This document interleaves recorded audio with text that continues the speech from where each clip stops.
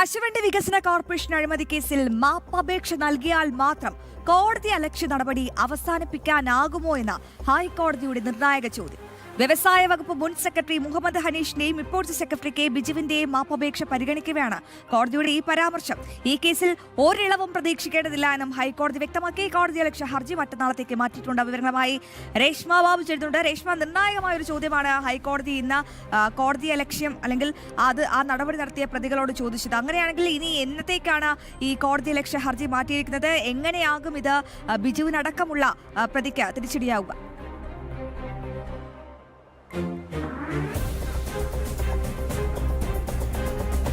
അശ്വതി, മറ്റന്നാളത്തേക്കാണ് ഈ കോടതിയലക്ഷ്യ ഹർജി വീണ്ടും പരിഗണിക്കാനായിട്ട് ഹൈക്കോടതി സിംഗിൾ ബെഞ്ച് മാറ്റിയിരിക്കുന്നത്. ഇന്നത് പരിഗണിച്ച ഘട്ടത്തിൽ വീണ്ടും കെ ബിജുവിനെതിരെ ഹൈക്കോടതി വലിയ രീതിയിലുള്ള വിമർശനം ഉന്നയിക്കുകയും ചെയ്തു. അതായത് ഒരിളവും പ്രതീക്ഷിക്കേണ്ടതില്ല, 17 വർഷം സർവീസുള്ള ഉദ്യോഗസ്ഥനാണ് വിവാദപരമായിട്ടുള്ള പ്രോസിക്യൂഷൻ അനുമതി ഉത്തരവ് ഇറക്കിയത്.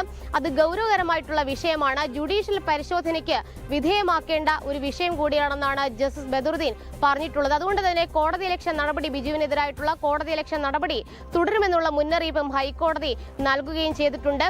ഈ CBIക്ക് പ്രോസിക്യൂഷൻ അനുമതി ഉത്തരവ് നേരിട്ട് കൈമാറാതെ പകരം പ്രതിക്ക് ആ ഉത്തരവ് കൈമാറിക്കൊണ്ട് പിന്നീട് അത് വാർത്താ സമ്മേളനത്തിൽ ഹൈക്കോടതിയെ കുറ്റപ്പെടുത്തുന്ന സാഹചര്യത്തിലേക്ക് വരെ കാര്യങ്ങൾ എത്തിക്കുകയും ചെയ്തു.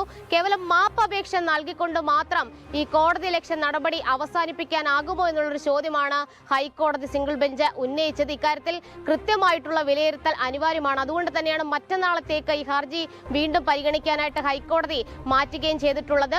ഈ ഉത്തരവിന്റെ പകർപ്പ് പ്രതിക്ക് ലഭിക്കുകയും പ്രതി വാർത്താ സമ്മേളനം വിളിക്കുന്ന ഒരു സാഹചര്യം ഉണ്ടാകുകയും ചെയ്തിട്ടുണ്ട്. കേവലം മാപ്പപേക്ഷ രേഖാമൂലം നൽകുക മാത്രം പോരാ, പകരം വാർത്താ സമ്മേളനം വിളിച്ച് മാപ്പപേക്ഷിക്കണം എന്നുള്ളൊരു നിലപാടും ഒരു ഘട്ടത്തിൽ ഹൈക്കോടതി സ്വീകരിക്കുകയും ചെയ്തു.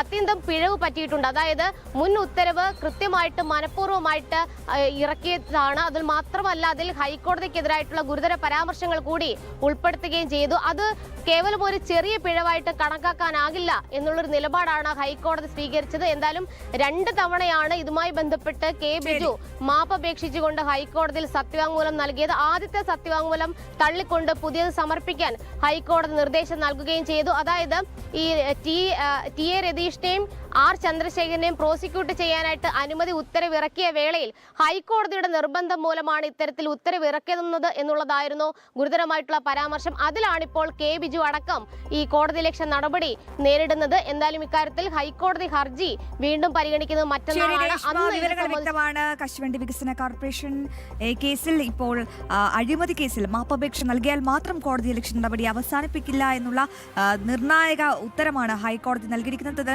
ഈ കോടതിയലക്ഷ്യ ഹർജി മറ്റന്നാളത്തേക്ക് പരിഗണിക്കാൻ മാറ്റിയിരിക്കുകയാണ്. വളരെ പ്രധാനപ്പെട്ട വിശദാംശങ്ങൾ പങ്കുവയ്ക്കുകയായിരുന്നു രേഷ്മ ബാബു.